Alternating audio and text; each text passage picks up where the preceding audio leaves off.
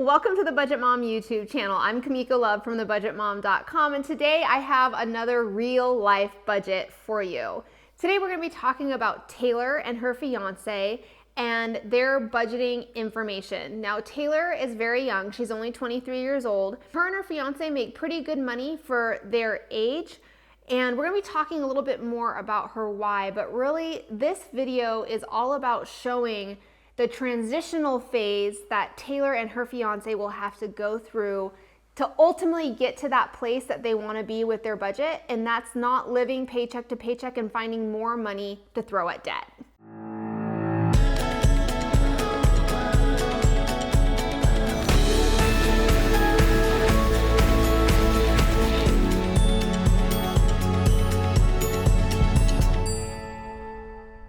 All right, so today we're gonna be looking at Taylor's information, and one of the things, her biggest short-term goal is establishing an emergency fund. Now, her and her fiance, they do have quite a bit of debt, not a huge amount, really, it's the amount of accounts that they're dealing with that we're gonna be looking at today. Their expenses, when I reviewed their expenses, that question came up as, if you want to make more progress with your financial goals, whether that's saving money for sinking funds or an emergency fund or paying off debt, then we have to look at, okay, what are we going to do to cut our expenses? Or do we have to do something else like increase our income to really make that progress with our financial goals that we want to see? So right now, let's dive into Taylor's information. So today, when looking at the budget by paycheck method, we're going to be looking at these steps. Now, the first step in the method is finding your motivation throughout your budgeting process and ultimately your financial transformation. One of the ways we do that is by discovering your why. So let's look at a little bit closer Taylor's story and her why. So this is Taylor's story. Her why is her daughter. I want her to grow up knowing the importance of finances, and I want to provide for her without having to worry where the money will come from. And a little bit on her personal story, she's 23 years old and she works as a documentation specialist. Her fiance is a phone repair technician. They make good money for their age and what they do, but I am struggling with finding a good budget that works for us, which results in us struggling with our money. I would like to get in a good place where I'm able to pay off my debt and not live paycheck to paycheck. So it's a little bit about her story. Now, they currently live in Oklahoma, and that's where they are residing. So I know knowing where they live helps put perspective on their expenses. So the next step is to track and categorize your spending. Now, I assume that when my readers provide me their information, they have already tracked and categorized their spending because they need to know that information to submit it to us. Next step is identifying your regular bills, their fixed expenses. So let's look at their fixed expenses. So this is what they currently have in expenses. Now, these check marks are ones that we'll talk about with some recommendations that I have about cutting out some expenses if they want to make quicker progress with their goals. But they currently have, so they have mortgage of $1,041, a loan, YouTube TV, Apple, AT&T, Capital One, Kohl's, some other debts. They have electric, water, and gas for their home. Now, they also have different car insurance plans, and we're going to be talking about the pros and cons of having separate car insurance from your partner, and we'll be talking about that at the end of this video. But they do currently have separate car insurance plans, Spotify, a car payment, and then they do daycare every Friday, and it's $130 a week or $520 a month. That is their fixed expenses totaling $2,903. So knowing this fixed expenses amount doesn't really matter if we can't compare it to their income. So let's do that. Let's look at their income. So this is currently their income. They make $4,010 a month. Taylor brings in $1,025 per paycheck, which is biweekly. And in May, she gets paid on the 14th and 28th. Her fiance is also biweekly and gets paid on the opposite days. So first paycheck of the month, which is the 7th, he gets $1,080. And on his second paycheck of the month, he gets $880, and that's May 21st. So technically, as a couple, they're dealing with a weekly pay schedule. On an individual basis, they're dealing with a bi-weekly schedule. Now, There are times where I do recommend, when you are dealing with so many different paychecks every month, that you can combine them with your partner's paycheck. But in today's video, we're going to be actually doing the weekly budget, because when we laid it out with them combining paychecks, we felt it would make the process more difficult, not easier. So we're going to be doing it on a weekly basis. And sometimes to know whether to combine or not combine is to simply write it out on a budget calendar and see how those expenses lay with that pay schedule or that budgeting schedule that you're giving yourself according to your paychecks. Now, the reason we didn't like doing a combined approach is because in order to do combined paychecks, and I'll just show you the calendar that we put together here, if, for instance, on the 7th, okay, that's going to be her fiance's paycheck. To combine paychecks, we would hold his paycheck aside when we receive it, and we wouldn't use that paycheck until the 14th to budget and spend our money on the 14th with Taylor's paycheck.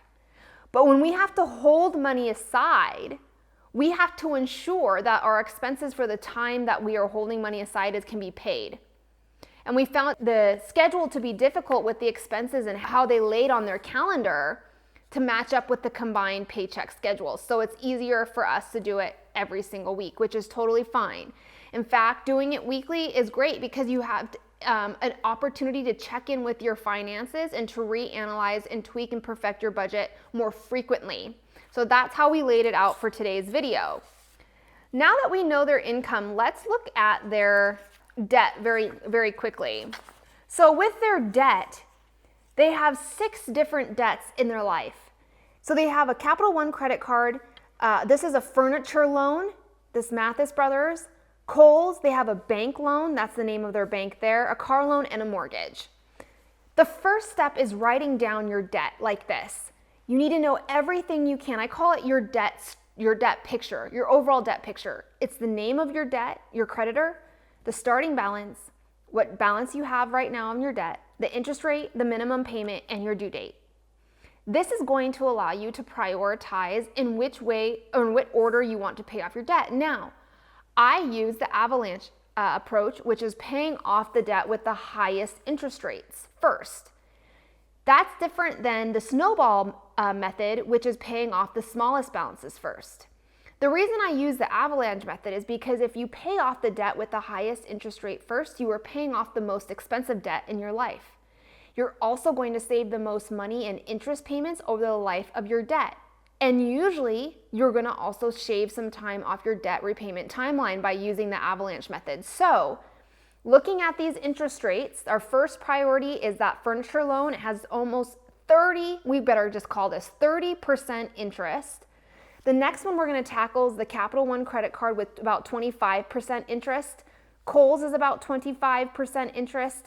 That bank loan is next at 16 or 17% interest. Then we're going to tackle the car loan, and then we're going to leave that mortgage for last. That's how I prioritize their debt payoff, and that's how we're going to focus our priorities when we throw our money when it comes to our debt. Now with savings, they have one goal in mind. It's a short-term goal, and that's to establish a $1,000 emergency fund.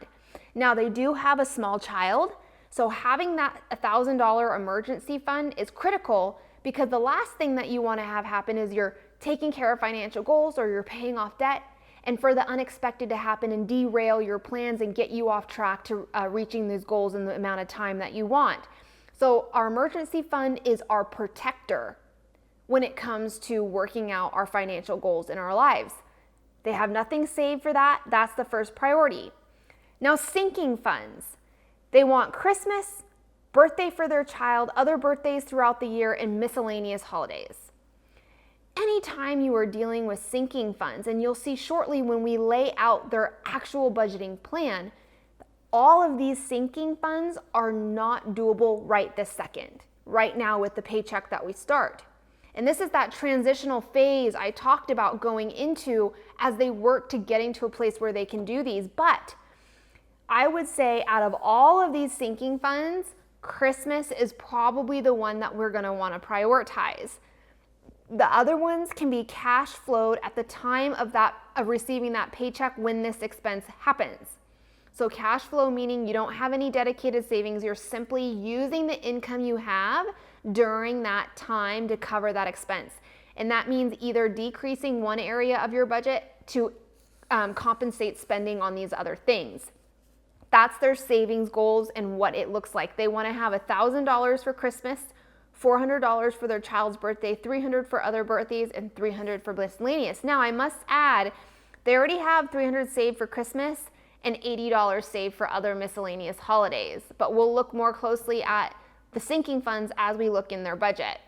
With all that being said, the next step is to identify variable spending. Okay, you have to identify the spending outside of your fixed expenses. This is the spending that is the most unpredictable. And because it's not predictable, it's really easy to overspend in these categories. It's the number one reason why we throw up our hands after we get paid and we say, where did all of our money go? So we need to identify those and set some hard limits. So whether you're using the cash envelope or method or not, it's important to set these hard limits with your variable spending and to track that spending so you know when you're overspending in them. They want to do $450 a month in groceries, $200 for gas, $100 for household, and $100 for miscellaneous. This is a per month basis.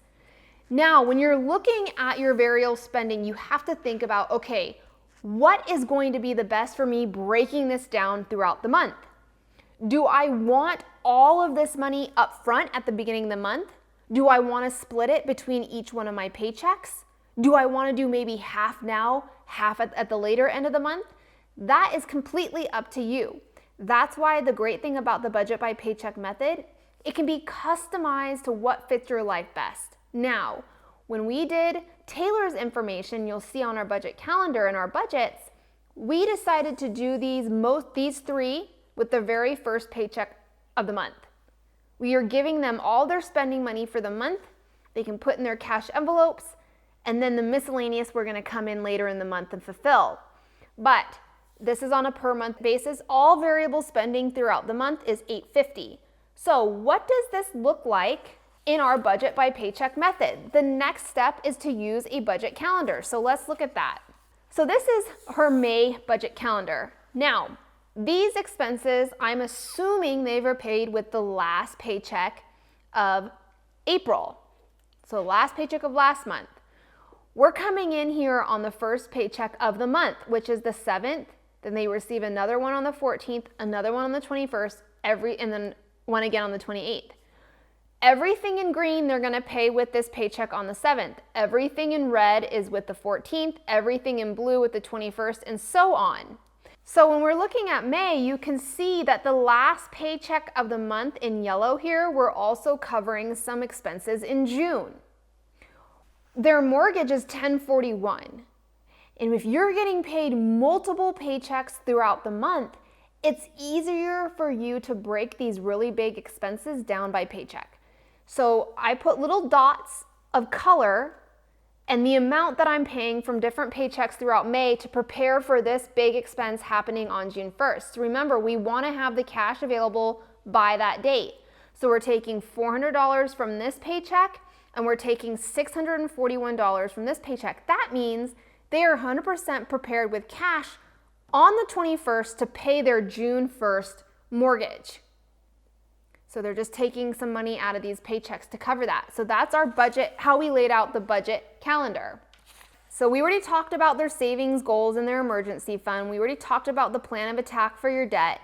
Now we're gonna use the paycheck budget tracker. And that's what this looks like. So I'm just gonna bring May calendar and our budget tracker side by side here. So with this, you're going to fill out a budget every single time you get paid. So we're going to be talking about this paycheck here on the 7th, which you can see here. Our pay is our fiance's paycheck for $1,080. We are covering all these bills in green. Those are our fixed expenses. We're left with $789.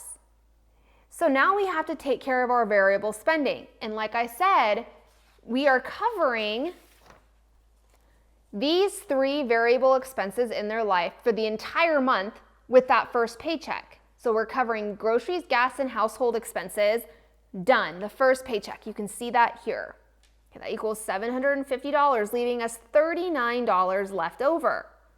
That's gonna go to our emergency fund.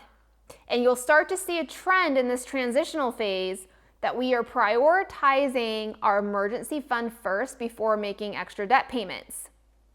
That's why you're not seeing any extra debt payments in this video, because it's going to take us about 3 to 4 months to establish that $1,000 emergency fund before we start throwing extra money toward our debt. So let's look at that second paycheck of the month. So 5/14 paycheck, which is this red one here, we're getting Taylor's paycheck of $1,025. We're taking care of all of these red expenses. On top of, we are throwing $400 aside. You can keep it in a separate savings account. If you know you have a problem with you might spend this money, put it in a separate checking account, separate savings account. Because remember, you're holding it aside to pay rent. It's spent already. You're just not paying the bill yet. So $400 is going to get set aside for mortgage. Our bills equal $872, leaving us $153. Remember, out of our variable expenses, we still had to take care of our miscellaneous variable expenses. So we're going to take care of that $100 now. Remainder goes into our emergency fund. If we look at their paycheck on the 21st, that's the fiance's pay for $880.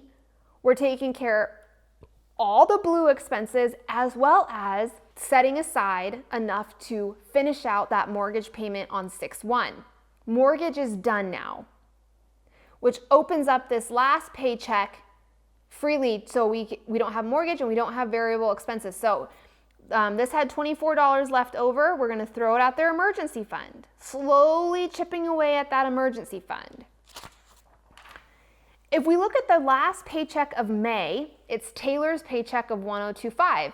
Remember, she's going to cover these yellow bills here, but also these bills in June. So she's going to cover all those. And you can see, even though this is her last paycheck of the month in May, we are writing some of June's expenses on here because we are using this paycheck to cover those dedicated expenses. Equals $884, leaving us $141 left over. We're throwing it at the emergency fund. And they have to do this transitional process for about 3 to 4 months because they gotta remember, we gotta get this short-term savings goal completed. It's gonna be about 3 to 4 months. Not only are they building up that emergency fund so they can start throwing that money towards debt. Now, if you look over all the different budgets I just showed you, we just threw over $250 toward their emergency fund in 1 month. Imagine once we get past that 3 to 4 month mark and we hit that emergency goal, that's $250 extra that we could use to be paying off our debt.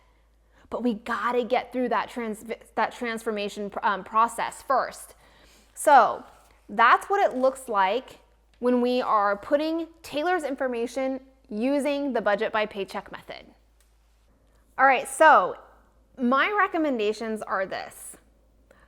First thing I would do is, if it were me, I'd ask myself the question, do I want to challenge myself to find more money either within my budget or extra income to throw at my goals so I can pay off this debt faster? Now, my answer is always yes to that, but let's first talk about their expenses. So when I was looking at their expenses, now, the first thing I would do if I'm asking myself, okay, if I want to go the expense route, there are 3 decisions you can make with your current expenses. You can keep it, you can lower it, or you can get rid of it. Those are your 3 options. I would go through each expense and make that decision for all expenses that I am paying for. So that fixed expense list that they gave me, that's what I did. You might find that you are willing to get yourself down to an essential bare bones budget, only paying for the necessities to live. And you can tell yourself in that moment that that time is temporary. that isn't your permanent place. Now, I have been there so many times where I put myself on a bare bones budget to make quicker progress with my financial goals and to see the success and progress that I wanted to see. And every day I had to get up and tell myself, Miko, this is temporary, it's not forever. This is my temporary place, and I'm doing it so my future place is better. If we were to break down Taylor's expenses and get her down to a bare bones budget, I'd get rid of YouTube TV, I'd get rid of Apple, I would get rid of Spotify, and I would look at lowering their phone bill. Currently, AT&T is $197 a month for them. Granted, they might be on some type of family combined plan, but AT&T tends to be a pretty expensive mobile service. I know that because I'm with AT&T, but it's just me. I would look and see what are the other options when it comes to a family plan for cell phones. Can we get that lowered even by $30 a month? Now, without looking at AT&T, I've just cut out about $80 a month from their budget. Now, you might be saying, Miko, $80 really isn't a drastic change enough to see a huge amount of progress in their goals. It's still $80 a month that they could be throwing toward that emergency fund to get it built up quicker. Because the quicker they reach that, the faster they can hit their debt goals. So that's the first recommendation. My next recommendation comes to having 2 separate car insurance plans. Now, this made sense to me because they're not married, right? They're planning on getting married. Here are the pros and cons when it comes to getting a car insurance plan either together or separate. Now, for a really long time, the car insurance industry did not allow couples outside of being married to have a combined plan. Now, today, it's more widely accepted because car insurance companies realize that couples can have that type of cohabitual agreements outside of just marriage. And so they allow you to go in and you can get a discount for having a multi-car plan. So you can save some money. I've seen it anywhere between a 5 all the way up to a 30% discount on your car insurance if you can have a multi-car car insurance policy.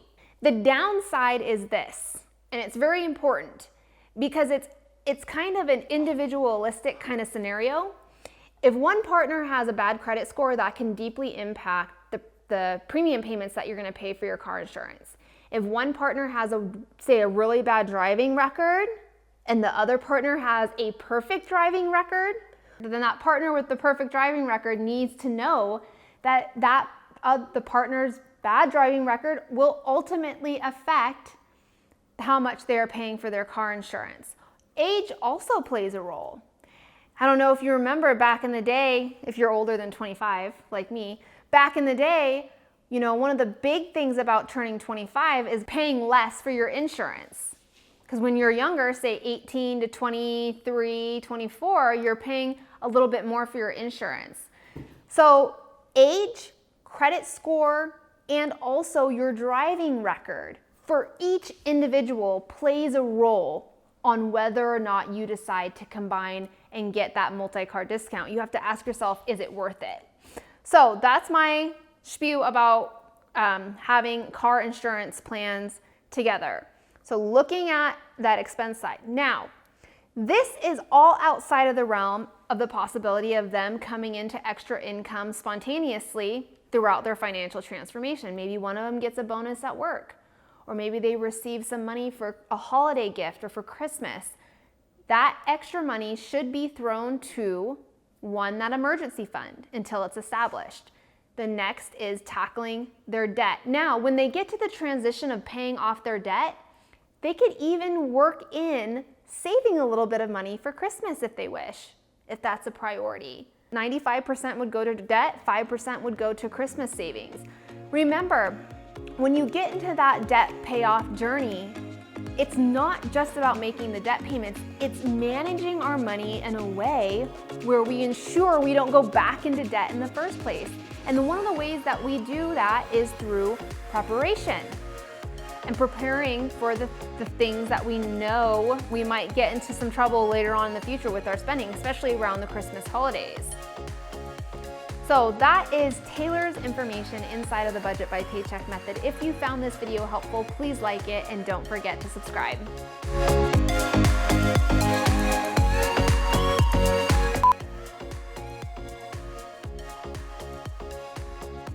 You good? Oh, okay.